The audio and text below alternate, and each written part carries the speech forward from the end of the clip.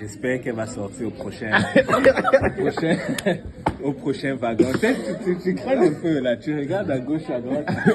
Tu sens que tu dois aller t'asseoir à côté de cette dame qui a le tatouage partout sur la tête et tu n'as pas envie.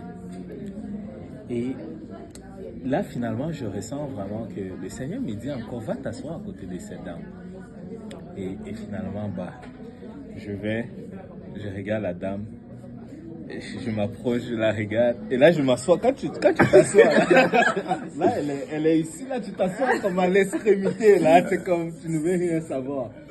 Et là, on continue, je regarde à gauche, à droite, le trajet est là, on continue, on était peut-être à la station Momoransi ou quelque part à Quartier. On continue, j'avais du temps, je devais arriver jusqu'à Berry-UQAM. Et là, le Seigneur commence à me mettre pas à cette dame. Là, j'ai dit non, Seigneur. Non. Là, je me suis déjà assis. Et là, me demandant encore de parler.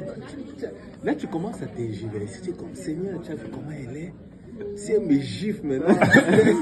Parce que la dame, franchement, je vous dis la vérité, je n'ai jamais vu quelque chose d'aussi horrible. Les tatouages partout. Et les images qu'elle avait sur son visage tatoué, là, c'était quelque chose. Des croix à l'envers, des affaires comme ça. Je pense les têtes de mort, des trucs bizarres, c'était quelque chose. Mais il y en a qui font ça pour comme cacher des cicatrices, cacher des traumas, fait qu'ils vont tout comme.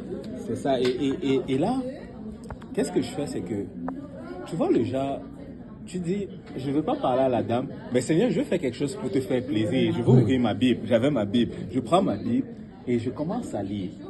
Je commence à lire ma Bible. Mais je savais que ce n'était pas ça que Dieu me disait de faire. Dieu ne me demandait pas de lire ma Bible. Dieu me demandait de parler de l'évangile à cette dame. Et là, tu sais, je dis non, Seigneur, au moins je n'ai pas fait, mais Seigneur, regarde, je fais quand même quelque chose de spirituel. Je dis la parole de Dieu. Il faut que nous médite la parole de Dieu afin d'agir. Seigneur, je suis en train de méditer ta parole. Mais j'ai commencé à lire. Et je savais, j'avais pas la paix. Parce que je savais que C'est pas ça qui est censé faire. c'était pas ça que Dieu me disait de faire en ce moment. Dieu me disait de lui parler de l'évangile. Et là, j'essayais d'avancer, j'essayais d'être concentré. Mais je ressentais que j'avais pas la paix d'esprit. Et là, j'ai dit, ok, c'est bon. De toute façon, la pire des réponses qu'elle peut me faire, c'est de me dire non. Et tu sais, je suis au bout de la chaise. Si elle veut me gifler, je veux vite me lever. Et là, je me suis dit, bon, je veux compter jusqu'à 3. 1, 2, 3, et après j'y vais. Et là, je compte. Je regarde encore, je dis, je regarde encore, j'essaye de lire et je guettais un peu de temps en temps. Et après, j'ai compté jusqu'à 3, là, dans mon cœur. 1, 2, 3. Je me suis gentil, j'ai dit, excusez-moi. Oui. là t'es comme. Je voulais juste vous parler de Jésus. Non, je suis pas intéressé. Je suis comme, ok. Là, j'ai continué de lire. J'ai dit, Seigneur, tu vois, elle n'est pas du tout intéressée. Là, je suis comme, voilà, on a failli me taper pour rien. Et là, j'ai continué de lire. Là, j'étais vraiment au bout de ma chaise.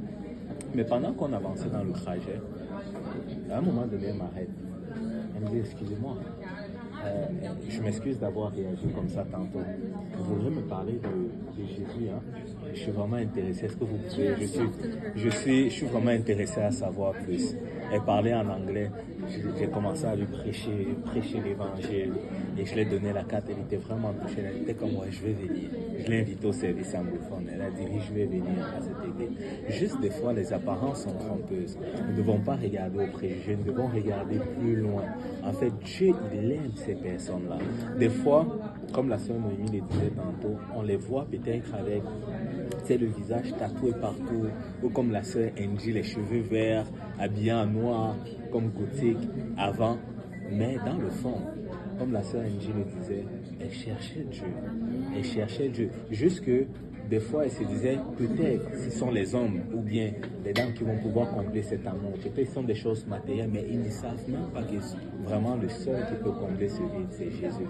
Et nous sommes là pour lui dire, écoute, il y a quelqu'un qui t'aime. Il y a quelqu'un qui peut te donner cet amour dont tu as besoin. Et cette dame-là, je vous dis, littéralement, là, elle était tellement disposée. Donc, autant les yeux de préjugés regardons comme le Seigneur regarde, les yeux d'amour et de compassion.